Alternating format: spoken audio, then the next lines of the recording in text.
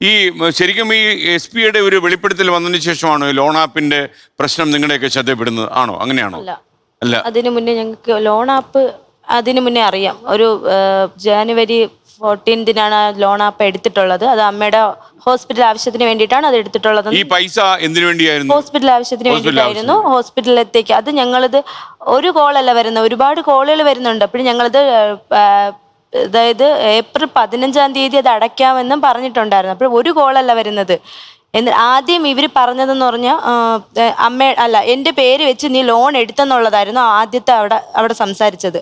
പിന്നെ അത് ഞങ്ങളിങ്ങനെ അതല്ല, അമ്മയുടെ പേരെന്നുള്ളതായിരിക്കും എടുത്തിട്ടുള്ളത്, ലത എന്നുള്ളത്. അവർ കോണ്ടാക്ട് അലോ എന്ന് പറഞ്ഞൊരു ഓപ്ഷൻ ഉണ്ട്. അപ്പോഴതിൽ കയറിയിട്ട് നമുക്ക് എടുക്കാൻ പറ്റും, മറ്റുള്ളവരുടെ കോൾ എടുക്കാൻ പറ്റും. ആ ഒരു പെർമിഷൻ കൊടുത്താലേ ലോൺ എടുക്കുക. കാര്യം സാമ്പത്തികമായിട്ടും പിന്നോട്ട് നിൽക്കുന്ന ആൾക്കാർക്ക് ലോൺ വേണം. നമുക്ക് അങ്ങനെയൊക്കെ ഉണ്ടെങ്കിലേ ഞങ്ങൾക്ക് ജീവിക്കാൻ പറ്റത്തുള്ളൂ. അപ്പോഴമ്മയുടെ അമ്മയ്ക്ക് അതായത് അത്രയും എമർജൻസി ഒരു സിറ്റുവേഷൻ വന്നപ്പോഴത്തേക്ക് ലോൺ എടുത്തു പോയി.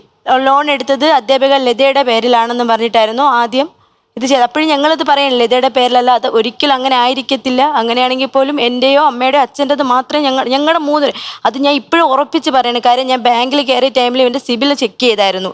ചെക്ക് ചെയ്തപ്പോൾ ഇവനാകെ ഒറ്റൊരു ലോണേ ഉണ്ടായിരുന്നുള്ളൂ. അതുപോലെ ഇതിൽ കാണിക്കുന്നതും ഡ്യൂ ഡേറ്റ് ഫെബ്രുവരി മാർച്ച് ഇതിലാണ് പെൻഡിങ് ഇട്ടേക്കുന്നത്. അപ്പോഴേ ഇത് അല്ലെങ്കിൽ പോലും ഓഫീസിൽ വിളിച്ചിട്ട് ഇവർ കോർട്ടല്ല, ഇവരവിടെ വിചാരണ ചെയ്യേണ്ട ആവശ്യമില്ല. അല്ലെങ്കിൽ തന്നെ കോളേജിന്റെ ഒരു രീതിയായിരിക്കും. അല്ലെങ്കിൽ തന്നെ ഇവരത് പോലീസിന് കംപ്ലൈന്റ് ചെയ്യത്തെ എന്താ? പോലീസിന് കംപ്ലൈന്റ് ചെയ്തിരുന്നാൽ പോലും ഞങ്ങളെ കൂടെ അവ ഇന്നും ഉണ്ടാവത്തില്ലായിരുന്നു. ഇവരെല്ലാം സ്വയമേ തീരുമാനിച്ചു. ഇവര് തന്നെ ഓരോ കാര്യങ്ങൾ പറയണം. അതിൽ CCTV പല പാർട്സ് ആയിട്ടാണ് ഞങ്ങൾക്ക് കിട്ടുന്നത്. അതിലെന്താണ് നടക്കുന്നതെന്നും കറക്റ്റ് അറിയുന്നില്ല. പ്രിൻസിപ്പൽ വിനോദ് മോനി എന്ന് പറഞ്ഞ അദ്ദേഹം നല്ലപോലെ ഷൗട്ട് ചെയ്ത് സംസാരിക്കുന്നതാണ് ആ ദൃശ്യത്തിലൂടെ കാണാൻ പറ്റുന്നത്.